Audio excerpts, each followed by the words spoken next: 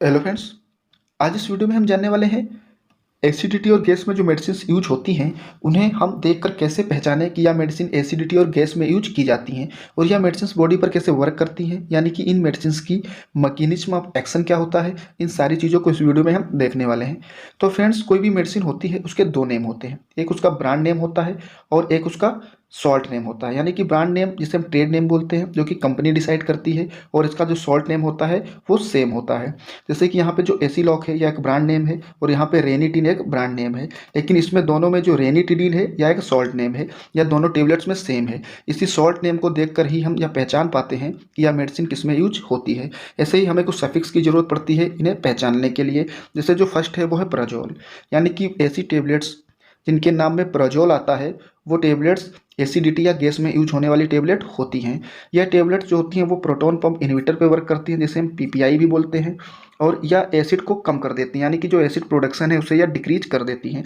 इसके कुछ एग्जांपल्स हैं जिन्हें हम देख लेते हैं, जैसे ओमिप्रोजोल, पेंटोप्रोजोल, रेबिप्रोजोल या इसोमोप्रोजोल। ये जो साल्ट होते हैं ये एसिडिटी और गैस को कम करने के लिए यूज किए जाते हैं। जैसे कि यहाँ पे एक टेबलेट जो मैंने मिमेज लगाई है वो है मेडिसिन ओमेज। ये काफ़ी फेमस ब्रांड है। जैसे यहाँ पे आप देख रहे हैं इसका नाम है ओमिप्रोजोल, तो इसमें प्रोजोल आया है, तो यानी कि यहाँ आप देख के समझ जाएंगे कि यह टेबलेट जो है वो एसिडिटी या गैस में यूज की जाती है। जैसे यहाँ पे पेंटोप्रोजोल, इसमें भी प्रोजोल आया है, तो यह भी टेबलेट जो है वो एसिडिटी या गैस में यूज की जाती है, या पेंटोसिड 40 के नाम से आती है, यह भी काफ़ी फेमस ट्रेड नेम है।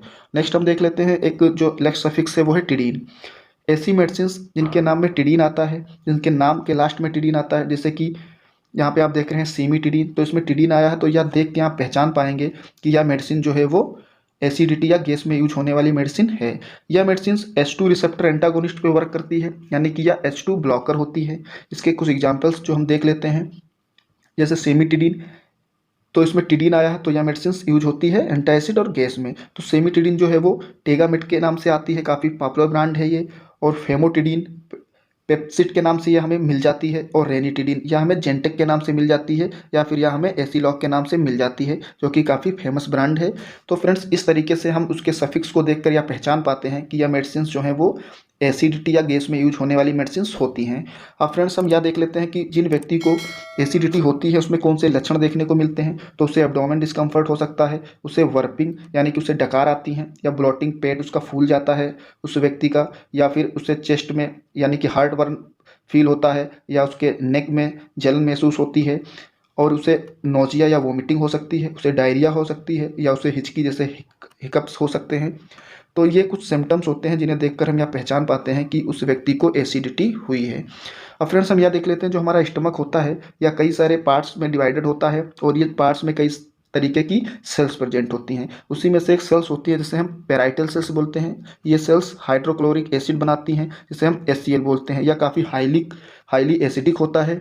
तो यह हमारे लिए इंपॉर्टेंट भी होता है, क्योंकि यह जो हार्मफुल बैक्टीरिया होती हैं उन्हें ये ख़त्म करता है और डाइजेशन में ये हेल्प करता है। लेकिन जब यही एसिड एक नॉर्मल क्वांटिटी से जब ज़्यादा पेट में बनने लगता है तो उस केस में हमें एसिडिटी हो जाती है। तो इसी एसिडिटी को रोकने के लिए ये टेबलेट्स यूज की जाती हैं। फ्रेंड्स, अब हम यह देख लेते हैं कि ये टेबलेट्स कैसे वर्क करती हैं। तो जो मैंने दो टेबलेट्स बताई, फर्स्ट जो हैं वो मैंने बताई प्रोटॉन पंप इनहिबिटर, सेकेंड मैंने बताई वो हिस्टामिन H2 एंटागोनिस्ट या फिर H2 ब्लॉकर। तो जो फर्स्ट हम देखते हैं, जो प्रोटॉन पंप इनहिबिटर होती हैं, ये प्रोटॉन पंप पे वर्क करती हैं, यानी कि ये पैराइटल सेल है जो सेल एसिड बना रही थी, HCl बना रही थी। तो यहाँ पे जो प्रोटॉन निकलता है तो वो ये प्रोटॉन पंप इनहिबिटर इसको इनहिबिट कर देता है क्लोरीन से मिलने से। तब यह क्लोरीन से नहीं मिल पाता है तो HCl का फॉर्मेशन नहीं हो पाता है और एसिडिटी को कंट्रोल कर लिया जाता है। नेक्स्ट जो है वो है हिस्टामिन H2 रिसेप्टर एंटागोनिस्ट, यानी कि हमारे जो पैराइटल सेल होती है उस पर एक रिसेप्टर्स पाया जाता है, हिस्टामिन रिसेप्टर्स, या एसिड या जो एसिड होता है उसे बनाने के लिए रिस्पॉन्सिबल होता है। लेकिन यहाँ पर जब एसिडिटी ज़्यादा बन जाती है और हम इस टेबलेट को लेते हैं तो यहाँ पे ये टेबलेट जो होती हैं वो हिस्टामिन H2 एंटागोनिस्ट होती हैं, तो ये हिस्टामिन के वर्क को रोक देती हैं, यानी कि ये यहाँ पे आके वाइंड हो जाती हैं, तो ये H2 ब्लॉकर की तरह वर्क करती हैं। और जो एसिडिटी है यानी कि जो एसिड बन रहा है, यहाँ पे जो HCl का फॉर्मेशन हो रहा है वो नहीं हो पाता है, उसे यह रोक देती हैं। तो इस तरीके से यह प्रोटॉन पंप इनहिबिटर और हिस्टामिन H2 रिसेप्टर एंटागोनिस्ट, जिसे हम H2 ब्लॉकर बोलते हैं, इस तरीके से यह वर्क करती हैं और एसिडिटी को ख़त्म कर देती हैं। तो इस तरीके से ये हमारे पैराइटल सेल पे वर्क करती हैं, जो कि हमारी गैस्ट्रिक यानी कि हमारे स्टमक में प्रेजेंट रहती हैं।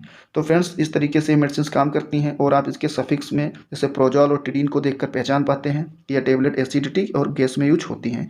तो फ्रेंड्स, अगर आप चैनल पर नए हैं तो प्लीज़ चैनल को सब्सक्राइब कर लें, वीडियो को लाइक और शेयर कर दें। Thank you.